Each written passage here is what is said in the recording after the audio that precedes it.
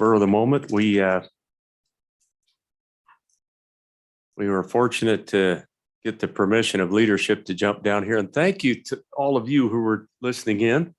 So we appreciate you very much for coming. And I want to announce, I see a good friend of mine in the middle of the room who may have been here to testify on a bill late. We're only going to take up these two, you guys, and we will carry forward the final two bills, the utility trailer bill. We will carry that forward Wednesday night. That'll be second up. And we will do the cardiopulmonary bill on Wednesday night as well. So I'm sorry if that inconvenienced anyone. We're kind of running on the fly on a budget week. We just never know for sure how that's going to work. This is a pretty tired committee though, and I think if we get through two bills, we'll be doing well. I don't want to cut any bill short, and that happens when you get really, really tired. So we're going to start with Senate File 17, but Kim, would you please take roll to start us off? Senator Anderson. Here. Senator Furphy. Here. Senator McEwen. Here. Senator Pappas. Here. Chairman Landon. Here. Thank you very much. Senate File 17. Senator Pappas, thank you. Take it away. Tell us what we've got with Senate File 17. Thank you, Mr. Chairman.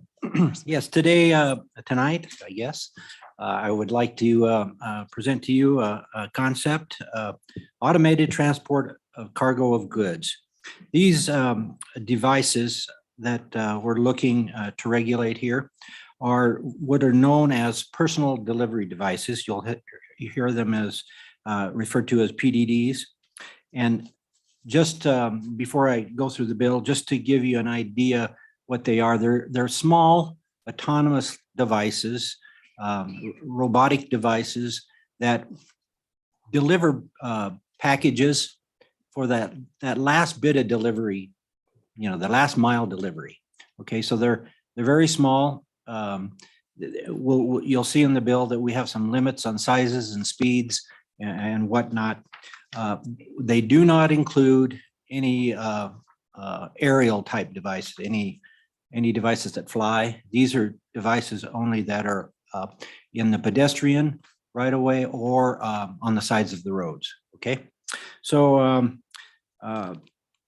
the industry, there are many companies out there that are looking to regulate this or to provide these devices, and many states have already passed legislation to allow these devices. Currently, right now, they're not allowed in Wyoming, and this bill hopefully will remedy that.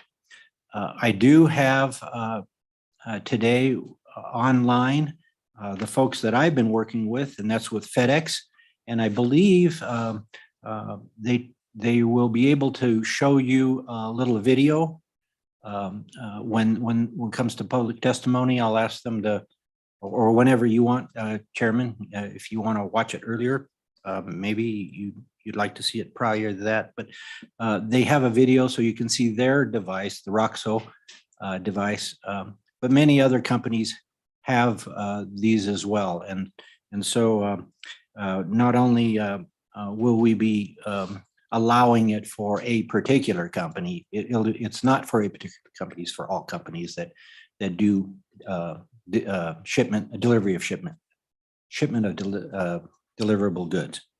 Okay, so let me just real quickly go through the bill.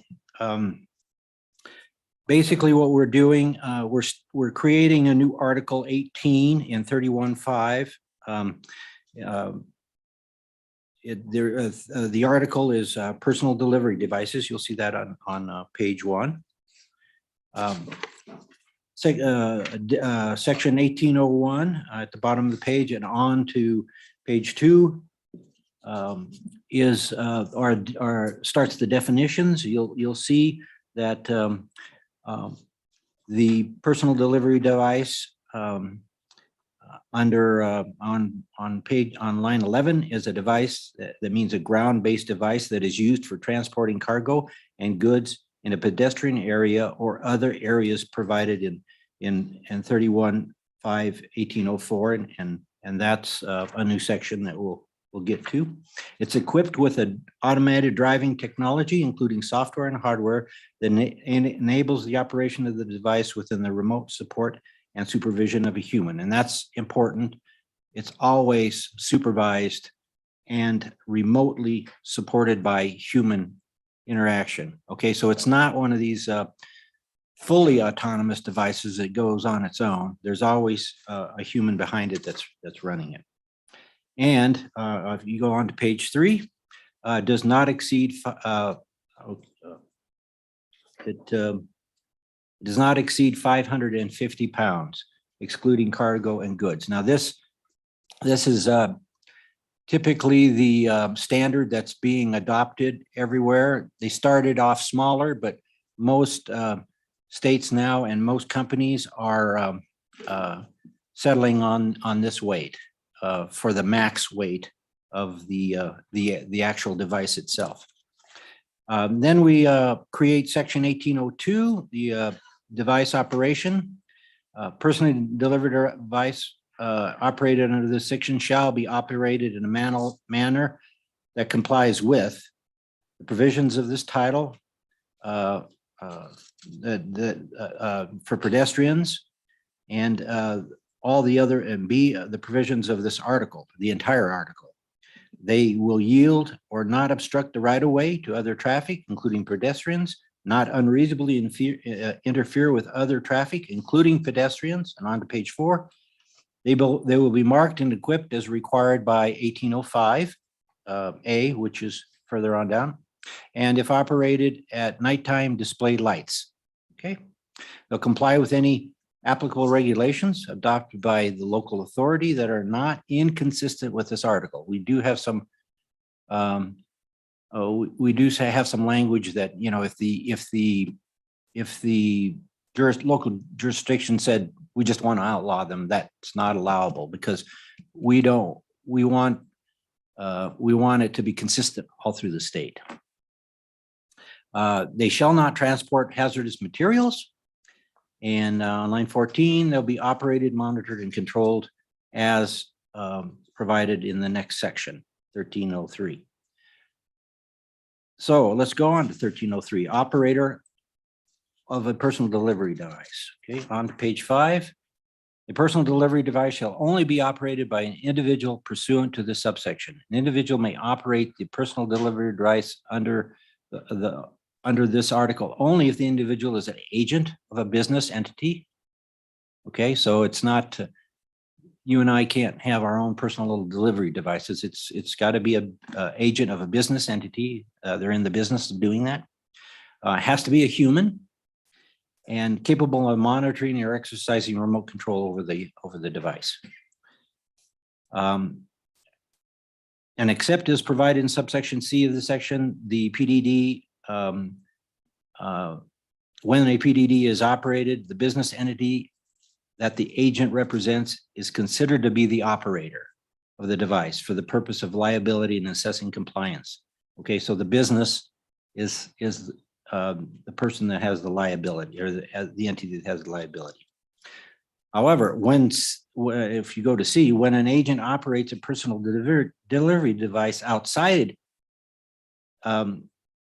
in a manner that is outside the scope of the agent's office or employment, the agent then is considered to be the operator of the device for the purposes of liability and assessing compliance. And D, the individual is not considered to be the operator of a personal delivery device solely because the individual requests the delivery or service provided by the device. So if you're requesting a delivery by the device, you're not considered to be in any way to be the operator of the device just because you've requested that delivery. Okay, so areas of operation and 1804, you'll see that the device can be operated only in a pedestrian area at speeds not to exceed 12 miles per hour, or in an area that is not a pedestrian area on the shoulder of a street or highway proceeding in the same direction of the motor vehicle at speeds not to exceed 20 miles per hour. And down on 22, personal delivery device operated under this article will not be operated on an interstate highway. So that's taboo. Not going to put them out there. On to page 7, personal delivery device equipment. This section just explains the equipment. That at minimum, a marker that clearly states the name and contact information of the business entity shall be on the device with a unique number. The braking system shall enable the device to come to a controlled stop.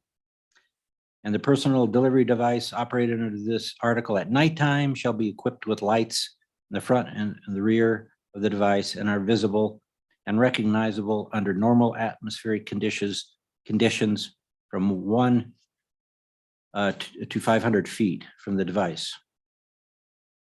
On to page 8, we talk about local authority. A local authority shall not regulate the operation of a personal delivery device on the street or highway in a manner inconsistent with this article, including limiting the hours of operation or areas of operation. This section does not affect the authority of the local authorities' peace officers to enforce the laws of the state relating to the operation of the device. Okay, so this is what I was mentioning earlier. We want to be consistent all the way across the state. So that's the caveat there, that a local authority cannot regulate it inconsistent. That's not consistent with this statute. 1807 then talks about the insurance policy that's required. Not less than $100,000 in any one accident for damages arising out of the operation of the device. And then we're going into section 2, has to go back into some existing statutes, 31.5.102A, and has to amend the definitions there as well. You can see that on the next page. This act means, and we include the act and its sections. And then finally, this is effective immediately upon all necessary acts for the bill to become law. So I think that's the bill. I would stand for questions. I do have one minor amendment that I've passed out to you. If you like, we can discuss that, but maybe you want to discuss the bill first before we work it. Nice job on that bill, Senator. Questions of the sponsor of Senate File 17? Senator Furphy.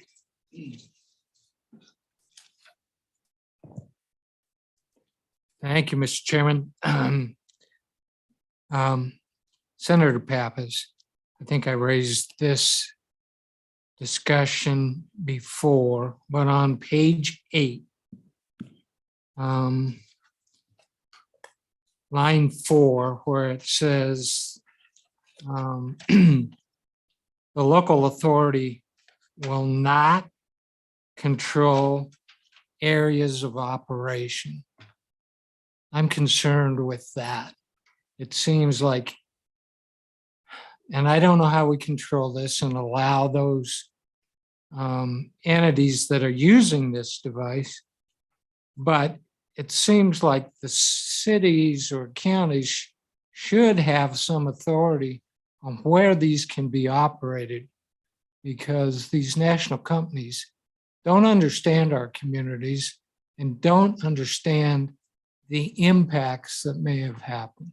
I think I used this example before. In our city, when we have particularly a basketball game where we have a huge number of pedestrians traveling, to have one of these devices operate during that period of time would create some real problems.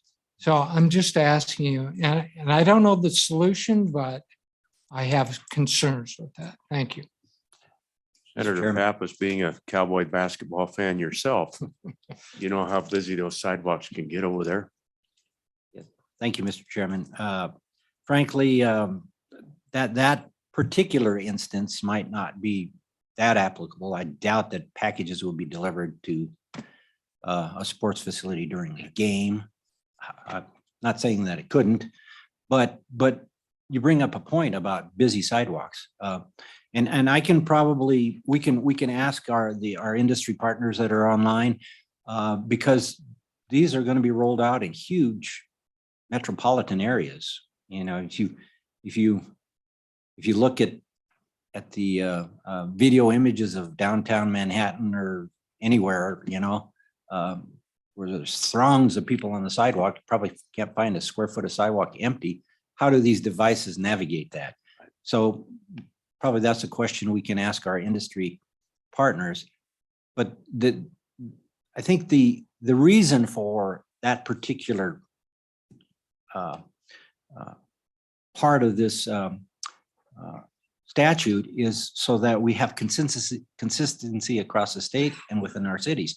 What we don't want to do is a city say, well, we're going to exclude a certain neighborhood because we don't want to see those in the neighborhood. Or then you've taken away that service from a certain sector of people. You've denied them that service. And so I believe that's the reason why it's in there. Again, why don't we ask our industry partners to weigh in on that one? Okay, follow up, Senator Furphy. Questions, Senator McEwen. Thank you, Mr. Chairman. I just have two small questions, and they're kind of related to the periphery of the bill. I like the bill, so. But you stated we can't use them in the state right now? My question is there a statute that says we can't use them? Is there? I'm grappling with that. I, on the other hand, for example, this might shock you, but I never want to overregulate anything. In fact, I probably don't want to regulate as much as it needs to be sometimes. But is there a statute or? Mr. Senator, Chairman, why do we need this? Mr. Chairman, Senator McEwen, you know, I don't think there's a statute prohibiting it. There is just not a statute allowing it. And certainly I think our industry partners, and there are many of them out there, you know, all the people who do shipping, they probably will not want to come into our communities without some assurance that they're not going to be, you know, it's going to cost a lot of money to bring in this equipment, to set up the system to run it, the logistics and all of that. And then all of a sudden, some community says, well, you don't have a license to operate that here, or you don't have a permission to operate that here. And they've lost lots of money. They just won't, we'll just be underserved. They'll just say, we're not going to come to Wyoming because they won't pass a law to allow it. I think probably they could come in here and start doing it, and until somebody complains, they'd probably be all right, right? Common law or whatever it's called. But I think if we're going to allow that, the operation of some of these devices, number one, we want to make sure that, you know, we do have a little bit of say in what they are, you know, the speed, the lights, the signage, the weight, you know, we want insurance from these folks. We want all that kind of stuff. Follow up, Senator McEwen. Thank you, Mr. Chairman. That actually makes absolute sense. Thank you. I think we got to be careful, and I would ask if you agree with this. If we start, we're going to provide them overhead cover, is what I'm hearing, right? With this, so we get them here. Would you think we have to be very careful not to overregulate it, though? If I have to have insurance of $100,000 per incident, I don't think if I was the manager or owner or guy in charge of them, I'd send one running into a crowded basketball game. I think I think the companies will take care of that themselves. And if they don't, there's insurance and then they're going to get tickets and would you agree with that? I would agree wholeheartedly. These companies, you know, they're smart. We're not talking mom and pop companies. The industry partner that's on with me that will speak today is Fedex. And so they won't take things like that lightly. They know what they're doing and they're going to provide business smart solutions for these.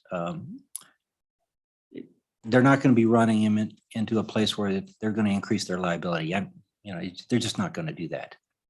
So I do agree. Other questions?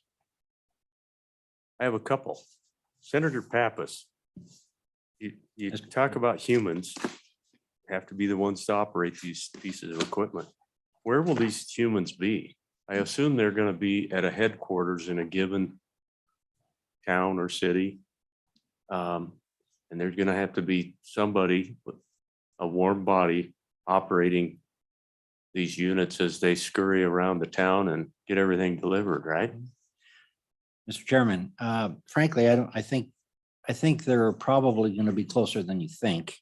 But again, I'll let our industry partners discuss that because they know much better than I do. But the intent here is to not have an autonomous device that no one knows what's going on, although it has enough sensors and the ability to stop itself if it knows there's an obstacle or a person or it knows all that kind of stuff.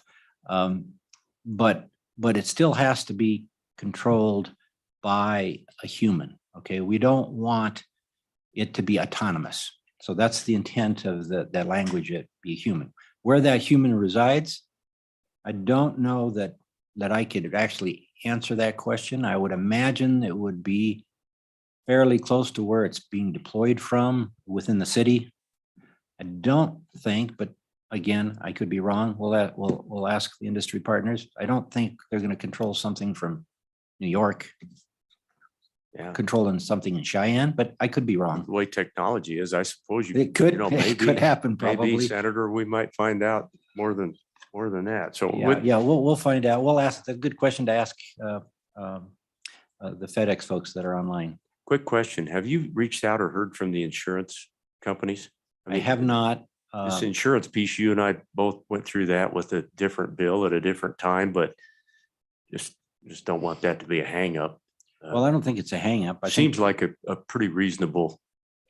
Well, we do want insurance.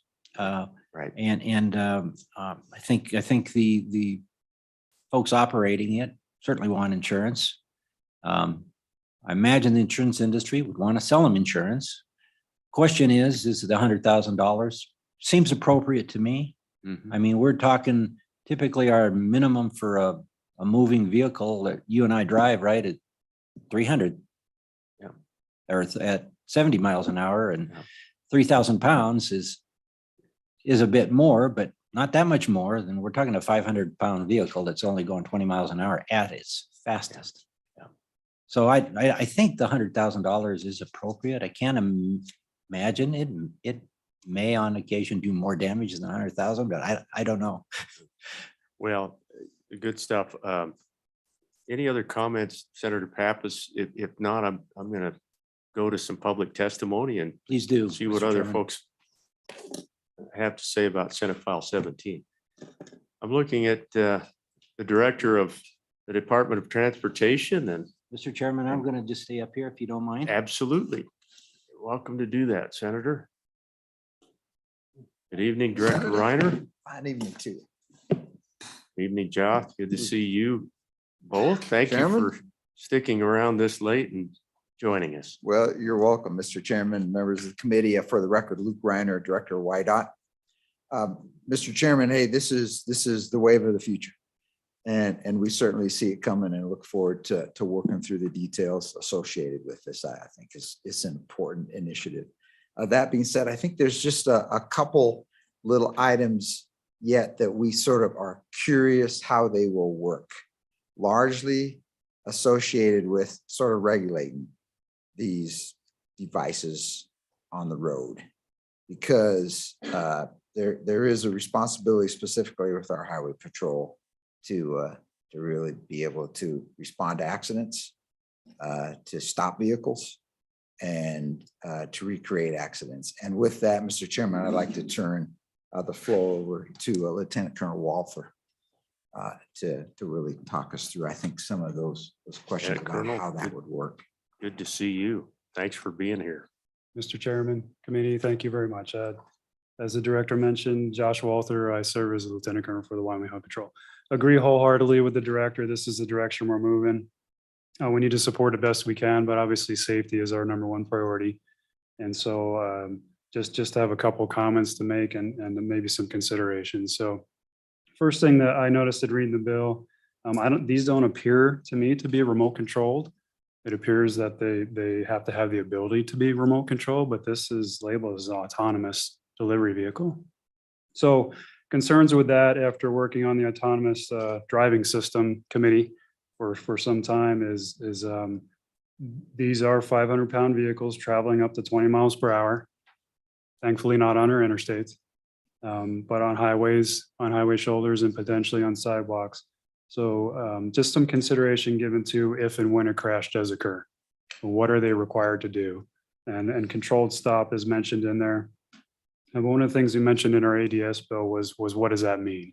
Can they just stop in the middle of traffic? Do they have to pull over to a safe area? So just maybe some consideration for what controlled stop means, as well as how do we get information from the operator or whoever's responsible for the delivery vehicle? Is it going to be posted on the delivery vehicle itself?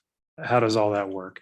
So just some consideration given to how we get a hold of our contact when it is involved in some sort of incident. I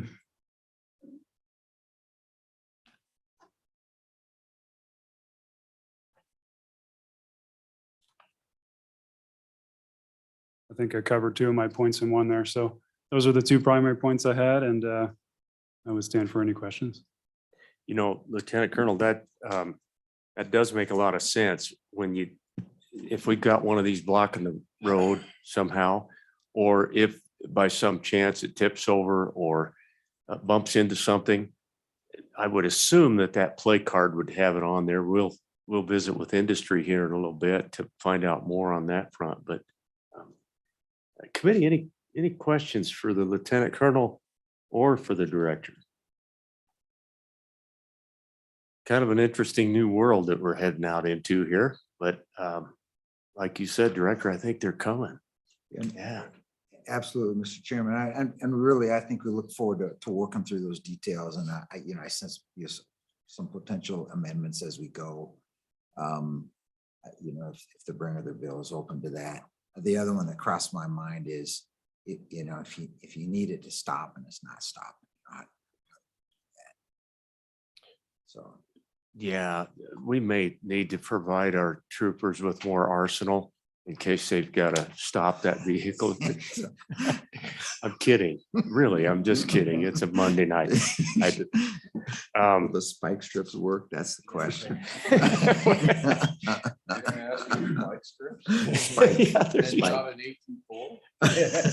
Yeah, It's spike the kind strips. I of like general that. world there's. Yeah. Well, thank you. Anything else for YDOT, you guys? Thanks for being here, guys. Yeah. Hope you can stick around in case we have Sir, another we're here. question. Thank you, Mr. All Chairman. right. I don't see any other agency. Yeah. But I do see others. Is there any other state agency folks who are here who would like to? Let's go to public testimony in the room, and then we're going to hear from industry.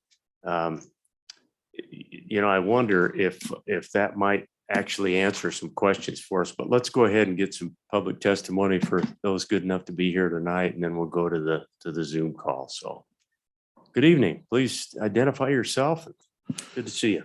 Good evening, Chairman Landon. Justin Schilling from the Wyoming Association of Municipalities. Appreciate the opportunity to speak on Senate File 17. When this was presented a little bit earlier in the interim, we did not make public comment on that bill because we hadn't dug into it enough to really know what the ramifications quite honestly, we're going to be to the municipalities. We have a couple areas of concern.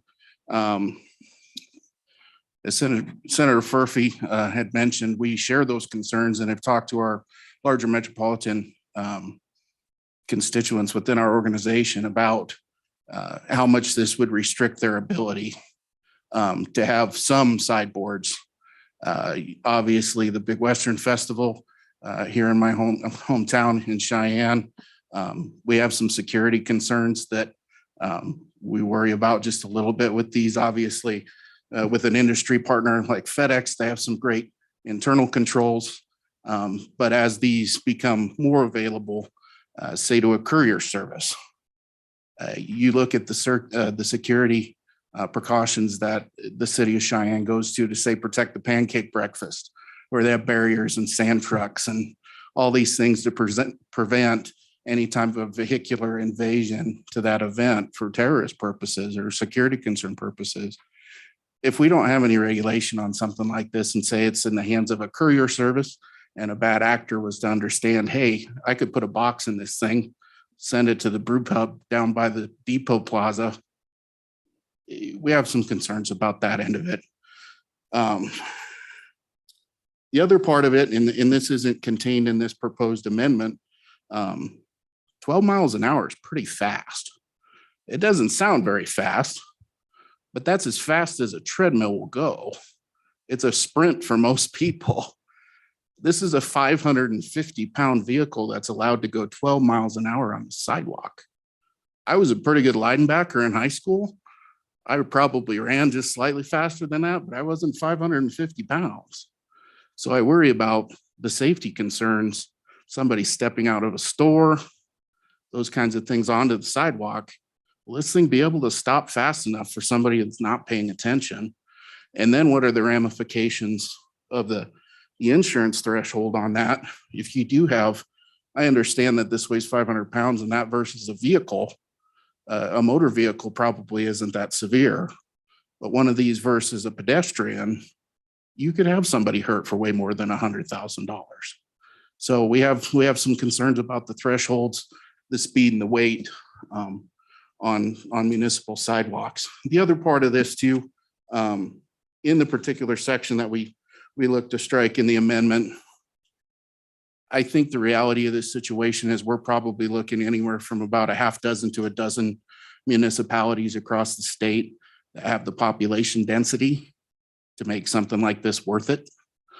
As far as a business model goes, I live out on Horse Creek Road. The last 3 miles is dirt. I don't see one of these robots probably bringing me my FedEx.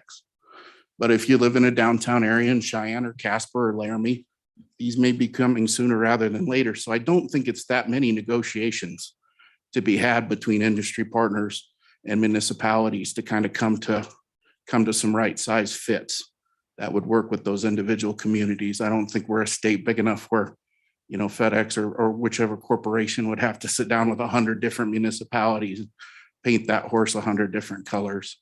And I think we as WHAM could say with confidence, we'd be more than happy to facilitate a discussion to kind of come to a bit of a summit agreement between those municipalities where they might want to pilot these types of vehicles to begin with, and industry and try to come to some kind of a bit of a compact there, as opposed to us being completely cut out of having any sort of negotiating power as the bill stands now. And with that, I would stand for any questions, sir. Thank you, Justin. Appreciate it. Questions for Wham? Oh, okay, Senator Anderson. Mr. Chairman, why would you eliminate all of that paragraph on page 8?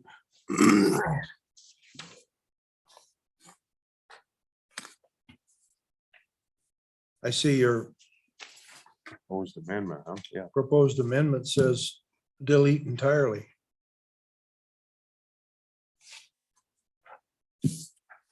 Sorry, sir, I'm just rereading that. It looks like, Justin, that goes to that local authority piece that some of your WHAM members believe that there's got to be some local ability to Yeah, in discussions with the members, and especially we tried to focus on the municipalities where these are probably coming sooner rather than later, Mr. Chairman and Senator Anderson, sorry. And I think their biggest fear is they just feel like this is kind of being set upon a little bit, and they haven't really had to have any kind of say in it. Obviously, autonomous vehicles across the country, and I visited just a little bit with the former director of the Nevada League. They obviously have those autonomous shuttle cabs in Las Vegas now. The city of Las Vegas was very intimately involved with where those were going to run, what the routes were going to be, where they could and could not go, speeds, all those kinds of things. The city was very intimately involved. And in this particular instance, while we're for this progress, we're not against this bill, but I think our membership feels like they just haven't had a say, and they would like to have some bit of control when these things do actually hit the streets and around the state. Any other questions? Thank you. Hey, thank you, Justin. Appreciate it. Yeah, thank you so much. Stick around. We may have a question a little later. That would be much appreciated. I noticed that the Wyoming Trucking Association is here tonight. Sheila, would you be willing to come up and throw some words on us? Good evening. Good evening, Mr. Chairman, members of the committee, Sheila Furch, Wyoming Trucking Association. I don't have a lot to add because I know that Fedex will be telling you most of what the questions are that you have asked so far. They're the ones that are the experts on this. Fedex is a member of ours and approached us to reach out and see if there might be an interest in proceeding with something like this. And I think Senator Pappas has done a good job of setting the table on why they feel like it's necessary and why they've been working very adamantly in other states to ensure that this type of regulation is workable for not only them, but for the other operators of that type of a personal delivery device. So Sheila, I do have the question of, I think the senator described it as a final mile or whatever. It feels like that we have local contractors who do some of that. Do we not? Again, Mr. Chairman, I think FedEx will be able to visit that as well. And it's that end delivery that we're looking at. And I think Mr. Schilling was right on the mark when he said he lives on a gravel road 3 miles out. That's not the type of service that these companies are thinking about offering. It's something very, very compact within the areas where they're already operating. Okay.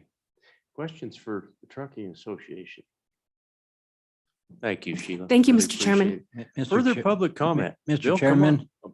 just Senator on that Pappas. point, since you brought it up, just for an instance, there could be in a downtown area, there's sometimes a lot of packages that are delivered from, say, an attorney's office to the courts. And that type of delivery, they could happen many times a day. And so law firms tend to have runners that do that, right? But if you had some delivery devices that were even pre-positioned at a law firm, they could just run to the courthouse back and forth, back and forth. Those are the kind of things I believe that this is aiming at. Don't think they're going to deliver a package, to a place on Horse Creek. I think you're looking at more business deliveries and more things in places where these devices can actually get around easier. So, but again, FedEx can probably tell us. Okay, thank you, Senator. Let's keep going on some public testimony. Bill, come on up. Follow up on that, Oh, comment, Senator Anderson. Mr. Chairman. That brings up a interesting situation. Those law offices could be on the 3rd floor and the courthouse could be on the 4th floor. Can these devices manipulate a elevator and that kind of stuff? Is that what you're saying? Senator Pappas. Mr. Chairman, I don't think that's the intent. Again, our industry partners can tell us, but I know that the particular FedEx device can actually climb a step but I don't think it's intended to go within the building. Again, I'll let them talk because they know better than me, but I think we're looking at, you deliver it, you go downstairs and you just throw it in the device, and it's, even if you're on the third floor, you probably will deploy it from the ground floor, I would imagine, but we'll let them just answer that. Okay, thanks, Senator. Bill, good evening. Mr. Chairman, Bill Winnie, Sublette County. The thing I think you're kind of nibbling around the edges of with Director Reiner and other folks is what should be in law and what should be in regulation. As a commanding officer twice in my career, I wrote regulations, and the beauty of a regulation is if you see a need, you can change it quickly. Like you talked about that 12-mile-an-hour thing. I happen to agree that's probably pretty fast for something to be going down the sidewalk. So maybe Director Reiner or the highway patrol folks would say, gee, the number ought to be 6, pick a number. They can publish that quite quickly. What you put in law takes a while to change. And so I would offer that you give YDOT latitude to write whatever implementing regulations they need, and that you don't put in law or statute excessive specifics. Subject to your questions, thank you very much. Mr. Winnie, that does make sense. It's just that we're sort of multi-jurisdictional here, and that creates some questions in my mind. YDOT, I think, would take very good care of their arteries and whatever they would need to do. But then you have municipalities that Justin spoke of. You've got county governments out there that may have some issues, and so you'd kind of have to walk that through, wouldn't you?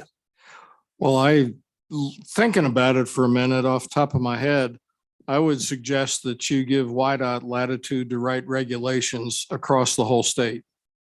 Because whatever speed, whatever sidewalk they're going down, does it make any difference whether it's in a city or out on Highway 191 near Pinedale? So maybe there is a difference there, but that's something you can fix in law. Good points made. Any questions for Yeah, Mr. Winnie? Mr. Winnie, the statement is it's not to exceed 12 miles per hour. So I'm thinking that's kind of like a speed limit on a highway that I don't exceed whatever that speed limit is. So you could go less than that. Agreed. And it's just not to exceed. Mr. Chairman, agreed. That's the thought, though, of implementing regulations is don't put numbers in the law. Let YDOT figure it out. I mean, and you charge them to do that. Good points made, Mr. Winnie. Thank you. All right. Any further comment on Senate File 17? Director Reiner, do you have a moment to come up real quickly so that I can ask you the question of whether or not that conceptually would work? You would almost need a working group, would you not? And certainly, what if we said, Department of Transportation, we'd love to have you head this up. Senator Pappas, I'm trying to have a conversation. Are you telling him what to say? I'm asking the question. Mr. Chairman, Yeah. to your point, I think we regulate lots of things across this state. And a guiding principle, I believe Mr. Winnie has correct, is it's always preferable, especially I think when this is fairly new, that you bless somebody with the statutory authority to make appropriate rules and regulations, which I'm not sure we would have for this at this point. And now it would, the issue of cross jurisdiction is probably real, although I will tell you, well, actually, see, when it comes to speed limits, we don't set speed limits inside municipalities, Right. unless it's on a state highway. Right. Right. and so those are similar issues. But I think that's actually something that we should explore. Not that we're necessarily looking for extra work, but I think in terms of a state agency that would really be appropriate, I can't probably think anybody else. And so I think that's probably one of those issues I think you really need to take on in terms of, tackling some of the issues there. So hypothetically, if a committee and then the state senate passed this into law, we would theoretically have time to develop some rules and regs, would we not? Is that kind of what I hear a little bit that you're Mr. Chairman, saying? that would be my sense. I mean, and the other good thing about rules and regs is it's not like, you endow us with permission to create whatever rule we want. It's all, there's the appropriate public, the appropriate opportunity for the public to respond and to provide input and for us Sure. to have listening Yeah. sessions and to work.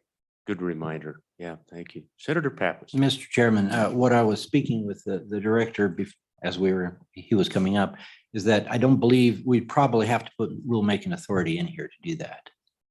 I agree. Unless it's covered somewhere else in Title 31 or Chapter 5. I don't know. I have to. We could talk to LSO and would decide whether we needed it or not, or whether it was covered somewhere else. But there's no rulemaking authority right now in the bill. Well, Senator, I think there might be room to pass a law like this if the legislature decides it wants to. And then we would make it work going forward. This would be the law, and underneath that, you'd have quite a bit of work to do. Our municipalities are, et cetera, all the way down. Senator Anderson. Mr. Chairman, I'm thinking that the highway department would not have any setting of any of these speed limits, that it'd be municipalities. And whether they all set it the same or not, I don't know. But we don't have any highways these guys are going to operate on. And even at 20 miles an hour, they're probably not going to operate on any highways because they're going to be inner city and really, really inner city. Well, Senator Anderson, I think there's some arteries that are considered highways though, like East Second or here in Cheyenne, you've got Lincoln Way, you've got Pershing, and I think those may be, state highways originally and still. Tell them to stay off. But yeah. So, gentlemen, thanks. Lieutenant Colonel, anything from your side of things? I've got written down good points that you made earlier, but anything you want to add to getting something developed on this front? Yeah, Mr. Chairman, the only thing I'd mention is that just listen to this conceptually. It makes sense to me to have an overarching agency, write regulation and rules for this. But I'm just picturing this as the highway department, as Senator Anderson mentioned, writing rules and regulations primarily for municipalities. So I'm not sure if that's the best way to roll this out or not. But that's my comment, sir. Yeah. Thanks, gentlemen. Now I'm going to ask Justin to come up here for just a minute. If you could, if the Association of Municipalities could wave a little wand here. I'm leaning toward the idea presented by Mr. Winnie, which is we've got a state agency who could oversee this thing. Could you work together with these guys and come up with, you feel like you can make that work? I think so, sir. We regularly convene our municipalities and do kind of compartmentalize by size. So I think, I think probably the biggest 5 or 6 to start, or maybe even up to 10. It would be good, if we were going to have a little bit of a conversation where industry might be involved in that too. They know where they want to put these first, if I had to guess. So if we, could kind of work with those communities along with Director Reiner's department, I think it would be amicable, just to talk about trying to come to some sort of baseline agreement. I think if we could include the security portion of that at the same time, some of these time and place concerns that we have that are specific to some of our communities and some of them for just very short-term events, whether that was sporting events or rodeos or those kinds of things where you have, some real foot congestion. And then possibly one other thought I had is if, just like the highway department sets different speed limits for different conditions in different spots, if we know they're delivering a package downtown here in Cheyenne, maybe that speed limit's 5 miles an hour. Whereas if it's a residential area going to be mostly open sidewalk, maybe 12 is okay. But something along those lines where just like we do for school zones or those sorts of things with automobiles, there's a little bit of a stratification of what that maximum allowable speed is just for safety's sake. Justin, I'm leaning toward the idea of, and maybe the committee is the same way. It feels like this is a structural kind of bill that would put the opportunity in place. I doubt that these things are going to arrive tomorrow. And it feels like that would give us some time to make those preparations that you just alluded to. You thinking the same way that I am? Yeah, the only thing I guess that gives me pause about that, I guess kind of that thought is just especially the inaction date on this particular bill is as quick as the governor can sign it. So that gives me just a little bit of pause as far as what maybe those plans for rollout are and how far on the horizon those may be. If this was a July 1st bill, something like that, so we could at least start to do some work. I think that we'd worry a little less. Let's find out a little bit more about that rollout and a little bit more about these machines. What do you say? You bet. Okay, I'm going to go to the Zoom visitors.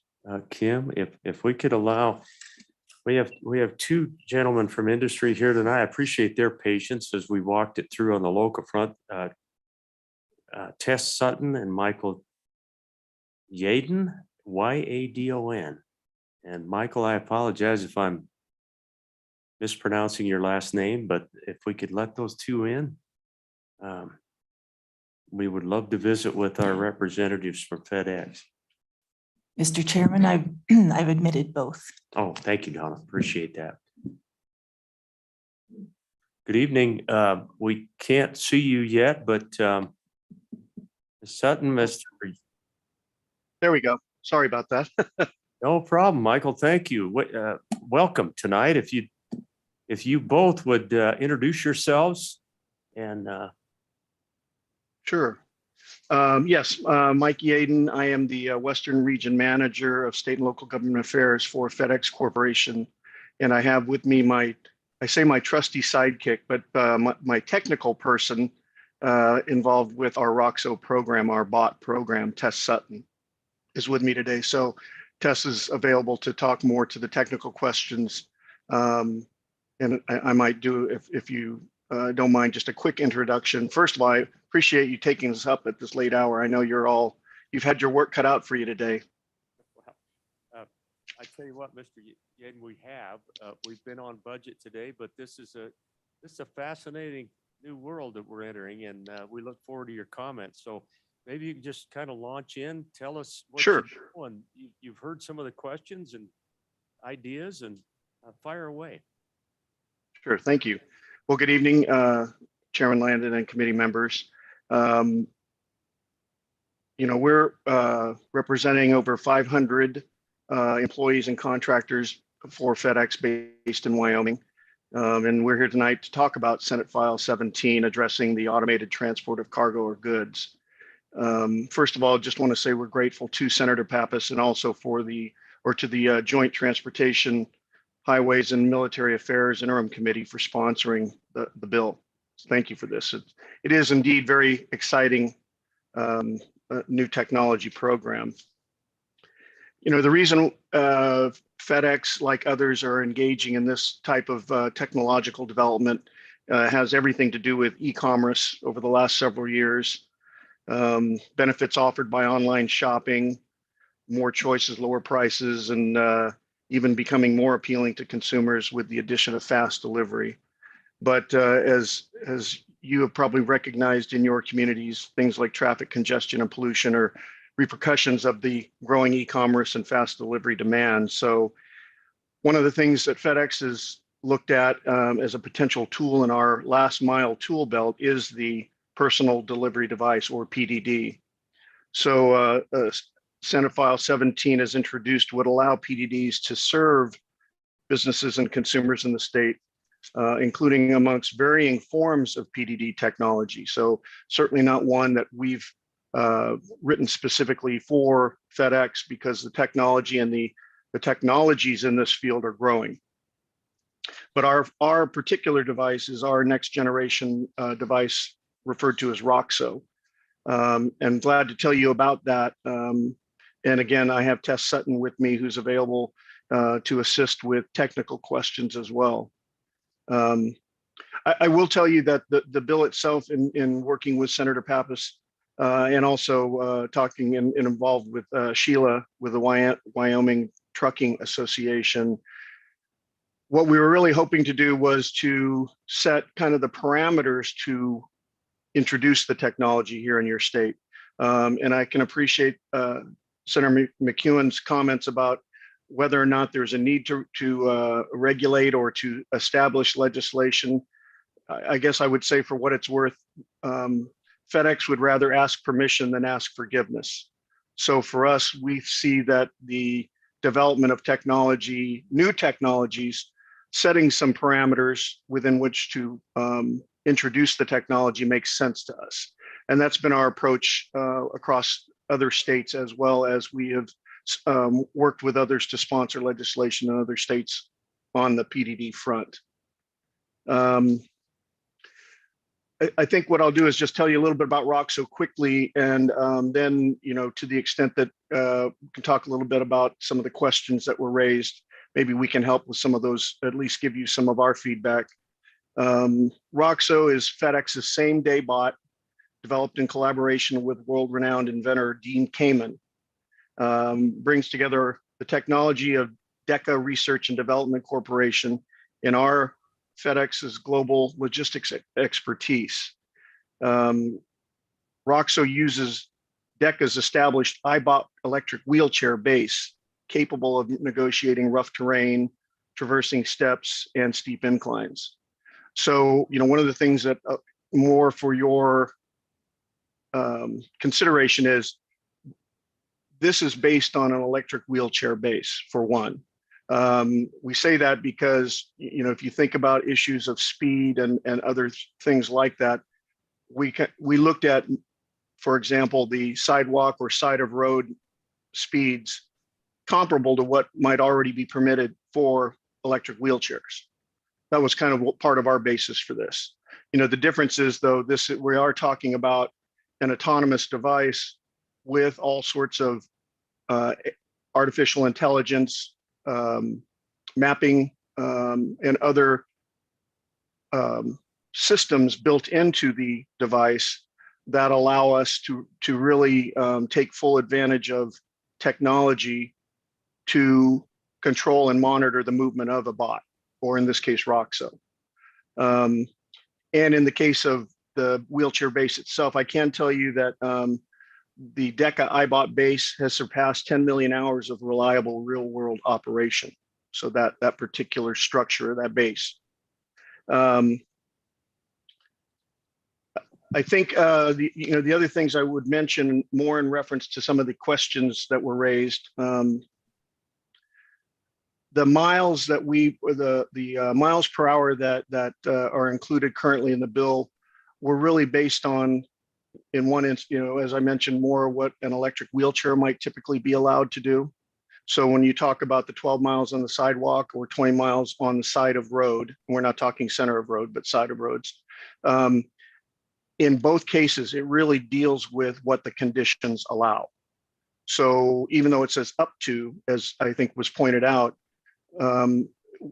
these bots will only operate at a speed that makes sense for the environment, whether they're pedestrians on the street or on the sidewalk, other cars, traffic, congestion, all those things are taken into consideration. So for us, we have to be safe. And to some of the points about liability and those issues, the technology that's built into Roxo really does protect, maybe even more so to a certain degree, the human element that you might, you run into every day when you have a person on a bike or someone on an electric scooter. We kind of point to those things to try and make people realize it's not the same thing. It really is much more technologically advanced to really protect not only the device, but also those that are in the way or that you come across in the course of the travel. You're talking about a radius of no more than 5 miles, a radius of delivery, for example. And we're talking about front door service. So we're not really talking about, at least now, can certainly say who knows over time how these kinds of technologies evolve, but we're really talking about front door service. So we're not talking about navigating elevators and those kinds of things. Although to Senator Pappas's point, the other piece of this that our device is able to do because of the iBot base is to navigate, steps or inclines. I think in talking about whether it's events going on or areas, these devices only will address pre-mapped areas. So they are predetermined routes that are basically built into the device. So those devices don't necessarily have a mind of their own. And I think the important part to also mention, although autonomous, and they are in fact autonomous, they are in direct contact with teleoperators. So there is a teleoperator monitoring a bot at all times. And if either that connection's broken or if you talk about an accident, there's still the teleoperator that is directly connected to the bot. And Tess, you might be able to talk a little bit more about that piece of it, but I just wanted to make sure that it was, understood that with these kinds of devices, there is someone in communication with the bot at all times. Tess, I don't know if you want to maybe explain a little bit about that, how that might work. So, Mr. Yaden, thank you. Yes. And absolutely, Ms. Sutton, we'd love to hear from you as well. And maybe you could address some of the questions you heard, hopefully. So take it away. Thank you, Chairman. And yes, I'm Tess Sutton, and I work for the Fedex Roxo program. And so just quickly about teleoperations.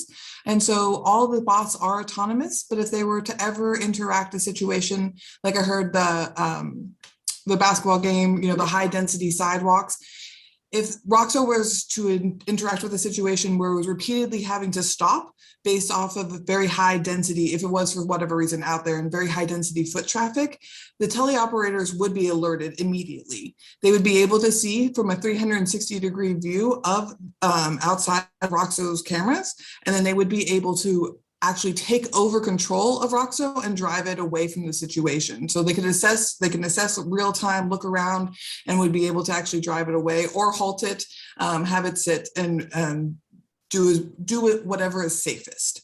There's also going to be different situations where you can look at the teleoperators being able to communicate both with highway patrol or with any local emergency services. So while we're in testing right now, we're actually working with local police and firefighter services because we want to understand how we best serve the community with both of those metropolitan services in mind. And they've been able to give us a lot of insight on what they see as best, what they encounter quite frequently, and then we are feeding those instances into our testing regimen. Before Roxo ever goes out onto the streets, it goes through multiple levels of simulation testing. So for example, a very high density pedestrian sidewalk, I've actually watched a computer simulated version of Roxo in that. Roxo actually slows down and tries to go with the speed of traffic on the sidewalk, or if able to, would actually the preferred method for Roxo's travel is actually on side of road. So bike lanes or any kind of road that's below 35 miles per hour, we really try to get Roxo out onto that side of road, kind of hugging cars or hugging the curb, because that's just a safer and a kind of a faster way for Roxo to do any deliveries. But through those simulations, once Roxo passes a simulation test, we then go into closed course testing, and then we would then bring it into real world testing. So again, right now, we're all in testing, and we appreciate you opening up your state and considering these bills, because we're really excited about going into different areas and continuing to learn with each new terrain. For some of the other questions, I think there was, I'm trying to remember the other question about, the speed. So again, with what Mike had pointed out to, the up to 12 miles per hour, again, that is just an upper threshold. Again, Roxo really wants to, and I would say this for probably all the bots out there, they really want to just be a good pedestrian. So whether it's a side of the road or on the sidewalk, one of the main highlights of Roxo is that we want to be a good pedestrian as well as a good delivery device.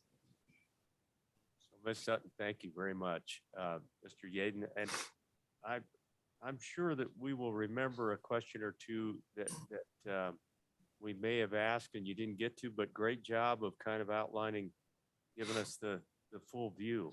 Committee, what questions might you have? Senator Anderson. Thank you, Mr. Chairman. Ms. Sutton, would that device just have one delivery, or would it maybe have a multitude of deliveries that it could do? 30 years ago, we used to have these devices on our factories and in our offices in Peoria, and they continuously went around a route and delivered multiple. So would these guys deliver multiple? Or how would they do that? Ours didn't kick it off. You had to grab it and take it. But in your case, you might not have anybody out there to grab it and take it. You usually throw it to the door. Would this guy be throwing it to the door, or how would he be doing that? Ms. Sutton? Thank you, Senator. Thank you, Chairman. So right now, Roxo is designed to be a 1-for-1 delivery. So I do have a video if you would like me to show a video, if that helps, but it is just one cargo bay. In future states, there may be multiple cargo bays, and it would be actually behind kind of like a locker. It would be like a locker system within Roxo, but with the based off of the battery life that we have right now, and that's just that would be physics for everyone out there. That's not just us. That's across the board. Battery life is kind of the name of the game. The bot can only support kind of a 1-to-1 delivery situation. A recipient will have to come out, or the loader would have to come out to the bot and load the bot, or take the items out of the bot. One of the big things about this design, and I think a lot of people originally, because you see the FedEx name, so you assume it's kind of the FedEx style where all FedEx vehicles live at one FedEx domain, and then they go out and then they come back to that FedEx hub. For Roxo and for kind of these other PDD devices, they would actually live at local retailers. So for example, if you think about your pizza chain retailer, Roxo would actually live at that pizza chain location. They would actually be able to load up Roxo and send it on its way. 3 to 5 miles is kind of our sweet spot. Send Roxo out to do that delivery. The recipient would be notified of when the delivery is available. Right now for us, it's via a app and a text message and a text message link, actually, where they're able to open the bot, and then they could take out their items, and then it will return back to that pizza chain delivery. So it's a new market share. It's a new style of delivery that we haven't really seen before, and is really opening ourselves up to a whole new business approach, because this is, as I think we talked earlier, this was that last mile delivery. There's more work out there than there's actually humans to complete this work.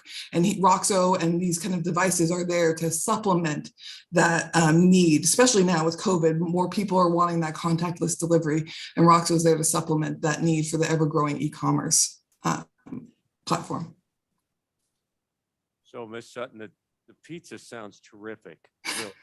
And but instead of that, we probably ought to get a look at the video.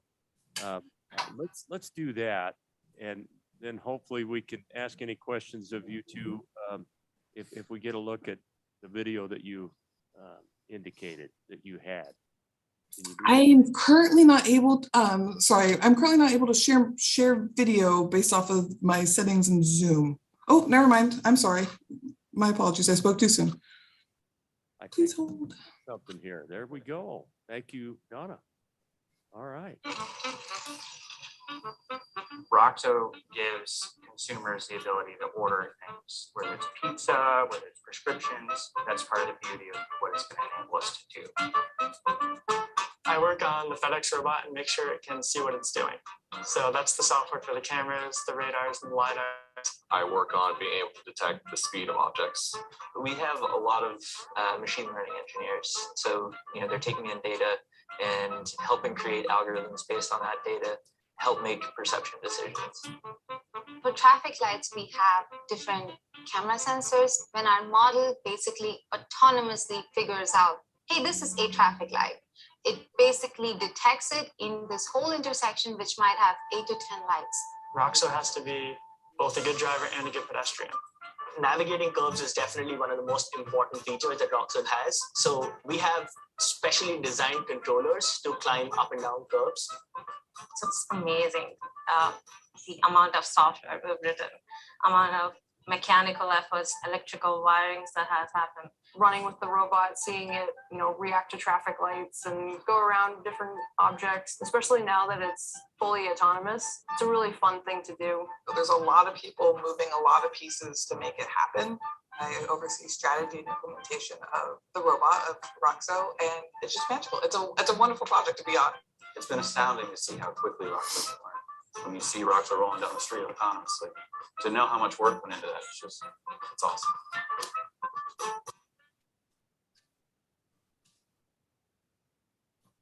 Okay, thank you, Ms. Sutton, for that. Mr. Yaden, committee questions of our two representatives of FedEx tonight? Anything? Senator Pappas, questions or thoughts or considerations for? Thank you, Mr. Chairman. I heard a lot of good things. I certainly from YDOT and the questions that they had about, how we contact device operators and what a control stop means and what happens if it doesn't stop. But, those are certain things we can look at and maybe we can tweak in this legislation. I think they're very valid questions. And to the point of the amendment to completely delete preemptive that information on those lines on page 8, I'd rather than deleting them all, I'd rather actually work on them. I can see the municipalities' issues. Perhaps we can modify the language so that it allows a limited operations for special events or for certain times when the municipalities think that it's not safe, maybe certain weather conditions or certain.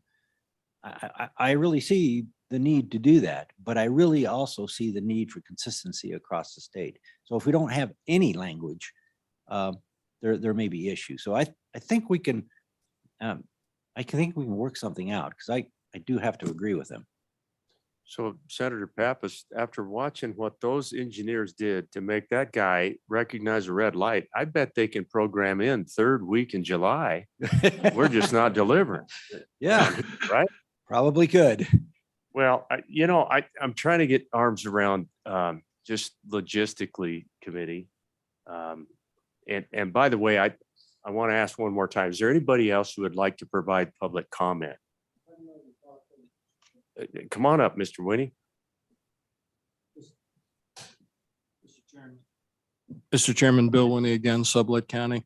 The thought struck me as I was sitting here listening, and then Senator Pappas just touched on it. I suspect industry is going to say, we'd like one set of rules, Pine Bluffs to Pinedale, Sheridan to Cheyenne. So they don't have to worry about this municipality versus that one and so on. So I think that also militates toward putting it in one place, probably YDOT, subject to your questions. Thank you. Okay, thank you, Mr. Winnie. Appreciate it. So Senator Pappas, it feels, I'm going to close public testimony. Absolutely. Come on up, Justin.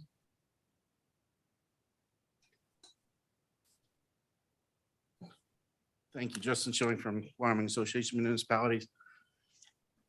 I think the one the one thing to kind of keep an eye on the ball on this one a little bit, FedEx is a huge company. Fantastic resources. Obviously, a video like that shows how much work they've put into this autonomous vehicle, not only for, you know, its capabilities, but for safety and those kinds of things. But with this statute, it's not just Roxo. I think just like we set speed limits for the lowest common denominator, you know, if everybody was driving a brand new Corvette that had race car brakes and everything else, we could probably go a little faster than 80. We have to plan for vehicles. We have to plan for vehicles that, you know, might not meet the gold standard that they just presented as far as their capabilities and their safety protocols. So that was my point. Thank you, Justin. Good points. Okay, now I'm going to close public testimony committee. It's up to us. I'd kind of like to see this bill continue on. I'm feeling like maybe that there could be some structure there, and we've got an interim coming up. I'll just throw that out for consideration. There might be an opportunity for us to work to flesh out a piece of statute like this. Senator Pappas, what do you think of something like that? Or do we write into this bill a task force setup that will be tasked to identify some rules and regs to get this off the ground?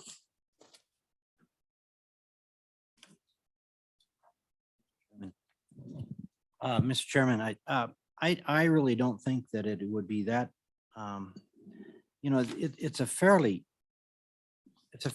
short bill.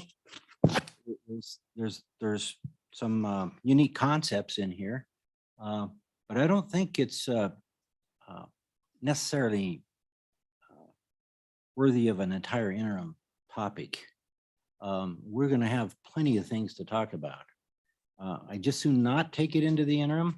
I just soon fix it now and move it out. All the things that I've heard today about you know, being able to give the local municipalities a little bit more say in here, I have to agree 100% with that. I think we can work that out. If they'll work with me, we could probably come up with some amendments to allow a little bit more consistency across the state as far as that's all I'm getting at. I don't want every community to come up with rules and regulations and then all our industry partners have to navigate, you know, 10, 12 sets of rules in each community. But if we can agree on it, perhaps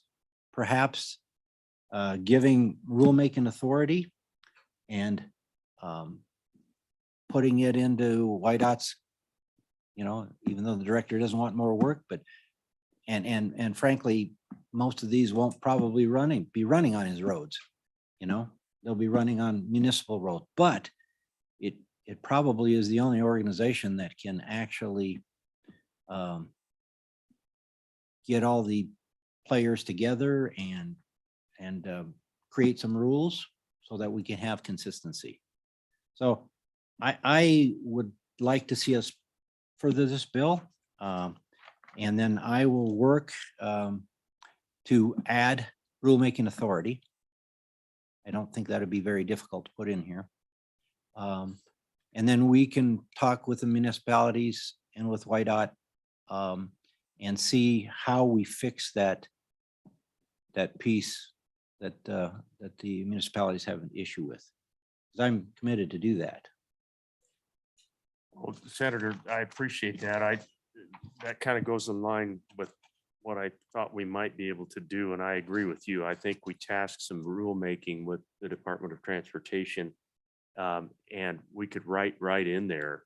We'll work with local municipalities and counties to develop rules and regs and we'll just look for a place where that might go in. The question for the committee is whether or not we want to pass this forward, betting on the come you know, if we've got a committee of the whole amendment that can be worked out. Senator Pappas, back to you. Mr. Chairman, I could suggest, I know it kind of puts our work off a bit. But we've done it in the past. We could lay this back. And in the meantime, I could work with YDOT and with the municipalities and try to bring something back before we send it out of the committee. Well, we've got a lot of other bills. I don't know when how many bills do we have, Mr. Chairman? Kim, what's the cutoff? Isn't Wednesday the cutoff to get this bill out of committee? It's Thursday. Oh, it is Thursday's Thursday. the In other cutoff. words, it's Wednesday for us. It's Wednesday for us. So And I've got two other bills that we've got to put up on Wednesday. plus we would have this one. Now we wouldn't have to do all the testimony and everything. We would just take that one piece. That's true. Ready? Thoughts? I mean, we would have to have testimony on that one piece, but we wouldn't open it up to everything. Senator Pappas. I'm seeing a lot of head shaking. Yes, and I think that's maybe a good approach, Senator Pappas. Let's do that. Let's plan on taking this up. It'll be the third bill on Wednesday night. And that gives us the rest of the evening to work it, depending on what we need to do. But I think the rulemaking piece is really critical. And I'm looking over at Justin and the director, and really would appreciate you guys helping with that amendment with the senator to see if we can't move this forward. There's lots, I really believe there's some time we can work this as we go too. It's not like, I don't think the robots are coming next month. So I agree. Anything else on this bill on Senate File 15 or 17? Okay, let's lay 17 back. It'll be the third bill, Kim, on Wednesday night.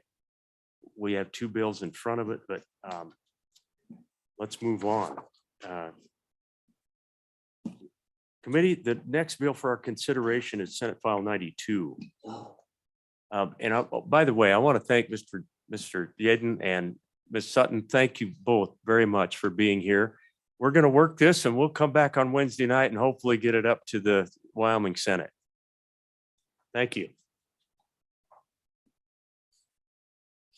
Okay, so committee, Senate File 92, just a quick rundown.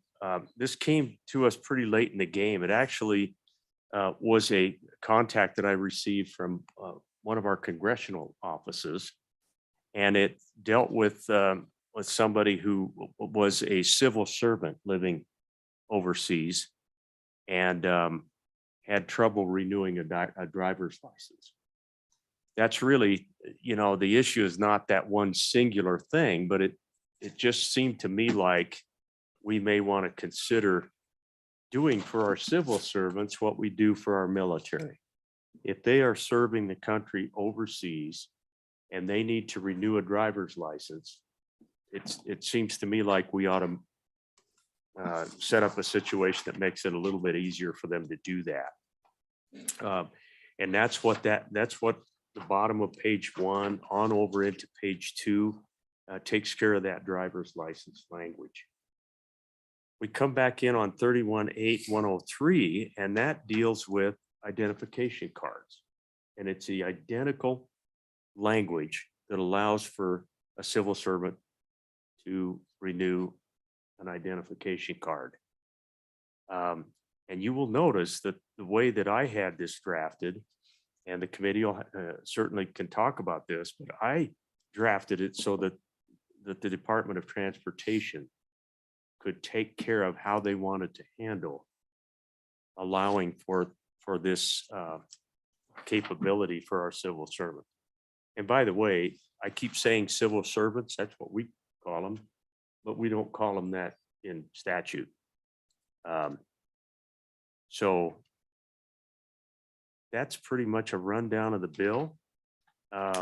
Again, we allow our agency the opportunity to work on how they would set this up, make it happen. So, Director Reiner and gang. I take full responsibility for saddling you with this one. Well, thank you, Go Mr. ahead. Chairman, members of the committee for the record again. Luke Reiner is the name, Director of YDOT. You know, certainly this is our business. The experts are here, I think, to really answer any questions about mechanics and maybe, you know, make a couple suggestions, but certainly, you know, we do this routinely. And with that, we'll happily pass it to Mr. Rossetti. Mr. Rossetti. Mr. Chairman, Good to see you. it's good Thanks to for see you, being sir. Taylor Rossetti, Support Services Administrator for YDOT. I think you did a great job explaining the bill and kind of how we got here. I'll just real quickly point out, as you mentioned, there is basically it's left to the department to determine how this is done. And I think you can find that there on page 2, line 10 and 11, upon terms and conditions as the division may prescribe. So I think that's kind of where that authority comes in. And what we envision is developing a process by which, you know, to verify that the individual continues to be a resident of the state of Wyoming and just happens to be working in foreign service. I think the difference between, say, a diplomat or a civil servant, as we're describing them here, and the military is, there's a pretty robust system to verify military status. Ms. Dobson can actually go to a website and enter you know, somebody's name, and it'll actually come back if they're active duty. So it's not a hard leap to go from you are licensed in Wyoming, you continue to be in the military, but you're overseas. We can verify your active duty. It's very easy to go down that road. That's slightly different for the civil servants. So I think we'll have to lay out how we would describe that in those rules and regs. The second thing that I would like to bring up here is, I think the addition of the ID cards. I think what we were coming to internally, at least, is why there would potentially even be a need on the ID cards. We understand the driving service, the driving privileges, because if you're overseas, having a driver's license here typically would be recognized there. So that seems critical. But for the identification purposes, we believe that the person would probably have a military ID, a State Department issued ID, or even more likely a passport. So we do maybe question the need to pull in 318103, the ID cards. And then the last thing that I would point out, Mr. Chairman, is the effective date on page 3, section 2, lines 9 through 12. Immediate implementation dates and effective dates do pose problems when rules and regulations have to be developed. The Administrative Procedures Act is pretty strict in the way you've got to go about doing it. That certainly is a policy decision for you guys to make. If this is the direction that we decide to go, I envision us being able to get out an emergency rule that would lay out kind of the framework, and then we'd work through the final process. So it's just, you could take that either way. With that, I'd stand for any questions, and Ms. Dobson could certainly get into the weeds if you'd like. So, Mr. Rossetti, what about July 1st? Would you have any chance of getting anything done by July 1st, or what's the effective date that you would prefer? Mr. Chairman, I would like to be optimistic and say that July 1st would give us plenty of time, but really, with the current state that the backlog of current administrative rules are, I don't know that we'd get it done by July 1. I would again go back to, I think probably the better path forward on this one would be issue an emergency rule if that was your guys' pleasure, and then work to get the final rule in place to replace that underneath the Administrative Procedures Act. So in the bill, you would suggest that we even state that we would reference emergency rule and then go from there?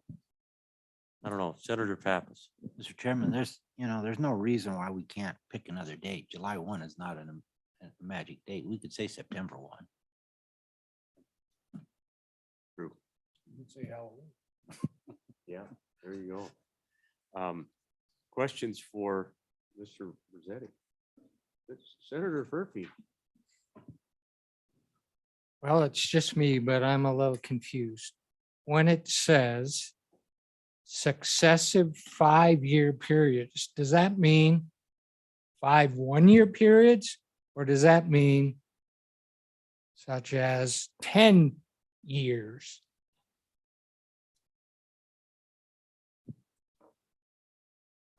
Mr. Chairman, Go ahead, Senator Mr. Furphy. Rossetti.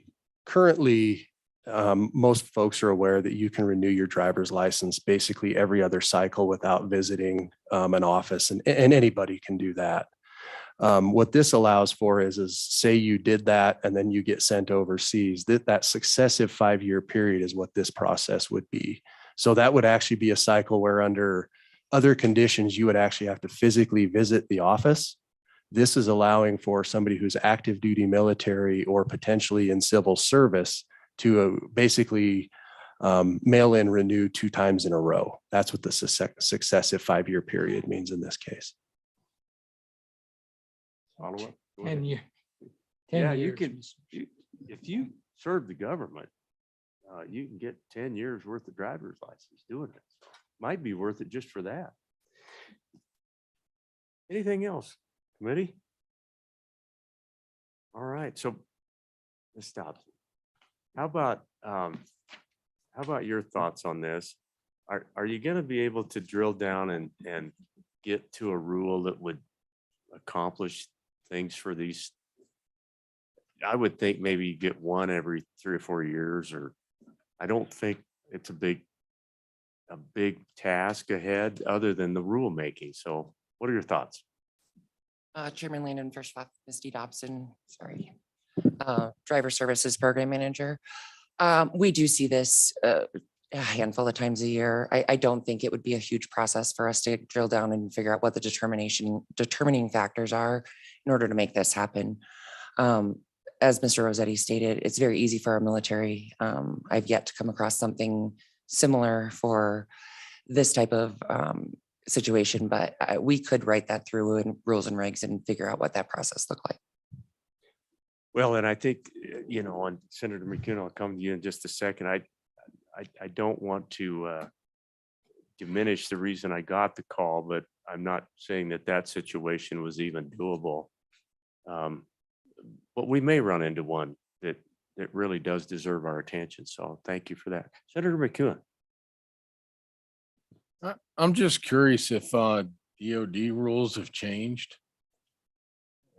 I spent a little time in the Army as a Wyoming resident. When I was stationed in Germany and a few other places, we would go take the DOD driver's test. And then they would just let us drive around on our Wyoming license for the whole time we were there. I think in Bosnia, nobody cared about driver's licenses or the Middle East.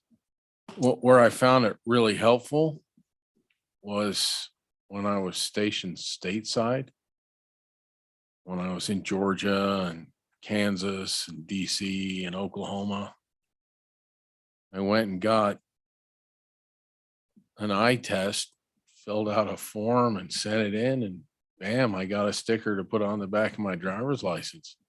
So I guess my question is, have the DOD stuff changed, or are you getting mostly CONUS or continental US stuff for requests on the driver's license? Ms. Dobson? Senator McEwen, Chairman Landon, I don't believe so. The reciprocity that we see with other foreign countries, if you have a valid Wyoming driver's license, they'll usually accept that along with your DOD driver certification. However, when they run into problems is when that credential expires. And so that's when we use that.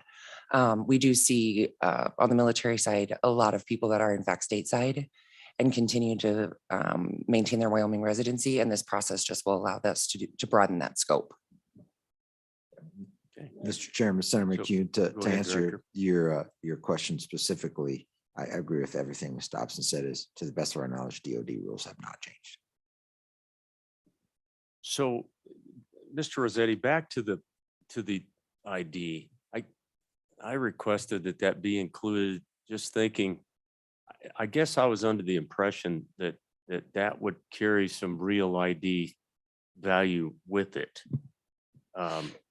And when you're overseas and crossing international lines, If you didn't have a driver's license, didn't want to deal with that, you could at least have a separate ID that would go with you.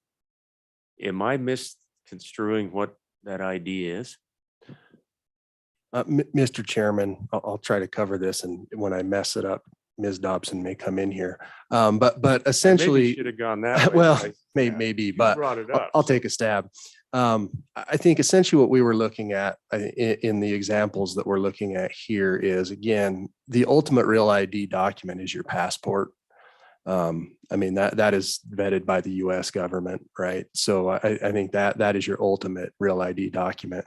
The other thing that we could potentially run afoul of here on an ID card is that the period of validity for an ID in Wyoming is currently 8 years, which is essentially the maximum allowed by the Real ID Act.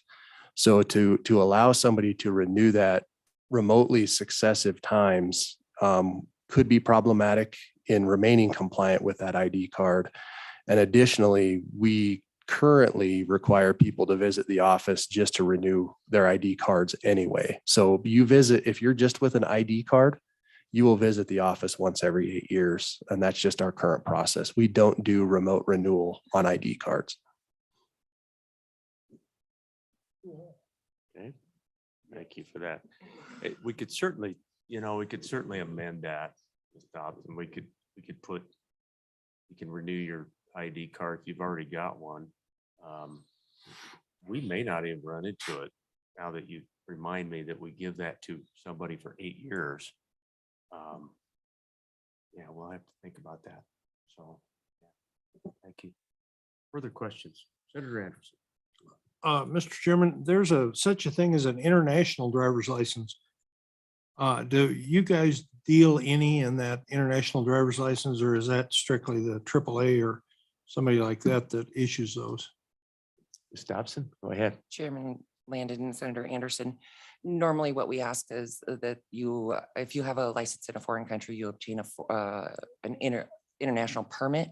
And what a lot of times that does is for law enforcement purposes, it translates what the actual content of your physical license is.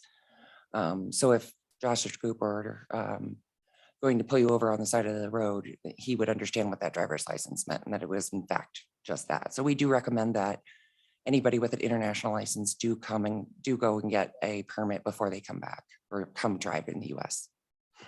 And follow up, Go ahead. can you have both? Can you have an international license and a Wyoming license? Chairman Landon, and Senator Anderson, we actually recommend that Oh, because they're not Real ID compliant. The international driver's license is just an interpretation of your international license for law enforcement purposes here. Okay. I had an interesting encounter in a foreign country when I showed him my Wyoming driver's license, and the Gestapo said, "I've never heard of that country. That does not qualify." And I had to go to I had to go get a license. Thank you. Interesting.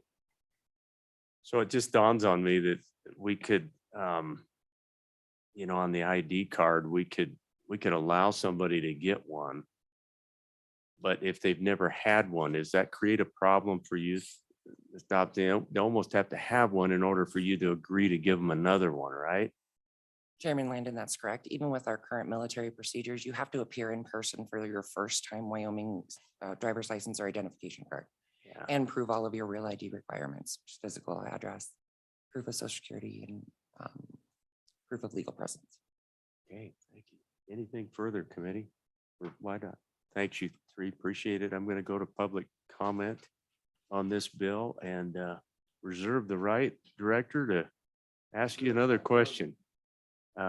Public comment on this nice little bill, Senate File 92. Mr. Winnie. Sir, Mr. Chairman, Bill Winnie, Sublette County. I'll speak mostly from the perspective of the military. I like this bill, the 5-year interval. It used to be 4, and once upon a time back in the early 80s, it was 3. In the early 80s, you could renew by mail once, and then you had to come back to the state to renew the second time. That changed in the mid 80s, and from then on, I renewed every 4 years while I would remain on active duty.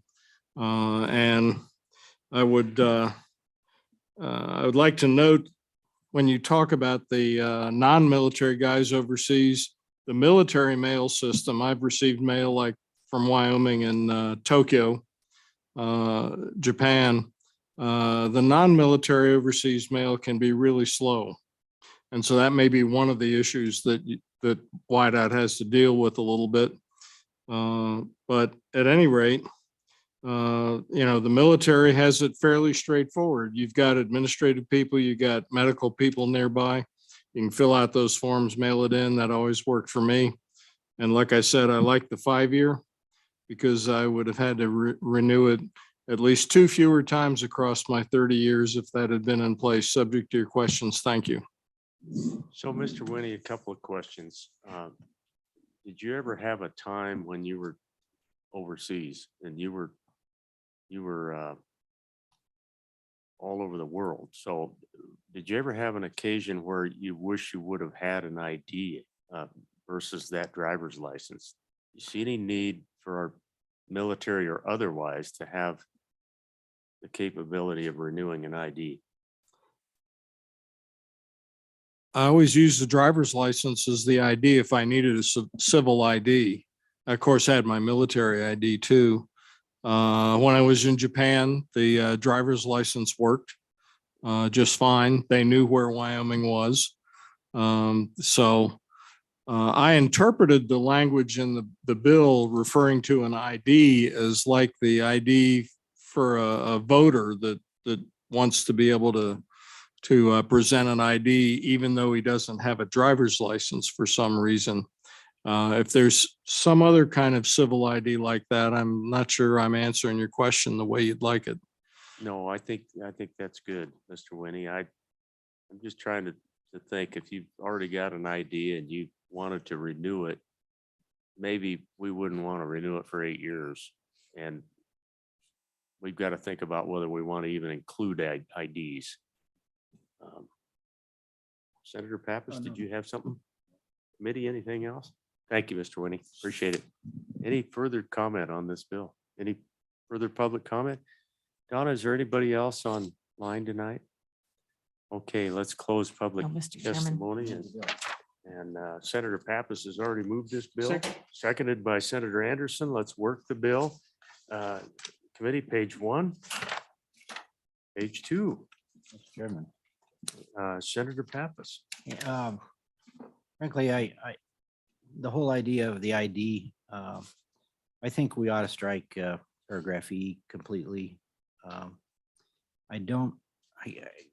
This is for members of the armed forces and for folks that are working for a government agency. These folks are going to have, if they don't have a driver's license, they're going to have some form of government ID.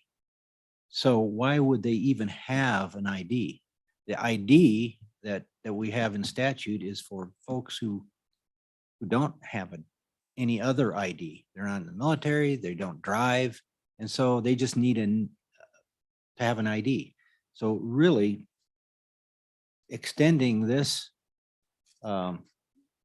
requirement, number one, because of the 8 years, and number two is because I don't think there's anybody out there that actually fits the bill. So frankly, I would move that we strike E. It's already been moved and seconded. All in favor of the motion, say aye. Aye. Any opposed? No. Motion passes. We are on to section 2. What's Mr. Chairman. the flavor there? Senator Pappas. I would like to make a motion that we strike the effective immediately date and move it to September 1. This act is effective September. However, LSO drafts it up, make it September 1. And it's seconded think by we can do it. Senator Anderson. Kim, that proposed amendment.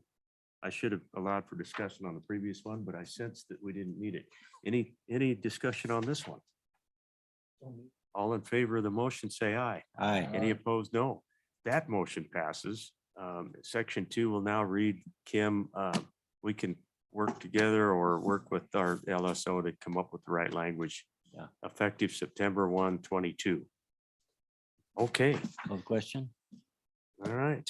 Let's take roll on Senate File 92. Kim, thank you. Senate File 92 amended, Senator Anderson. Aye. Senator Furphy. Senator McEwen. Aye. Senator Pappas. Aye. Chairman Landon. Aye.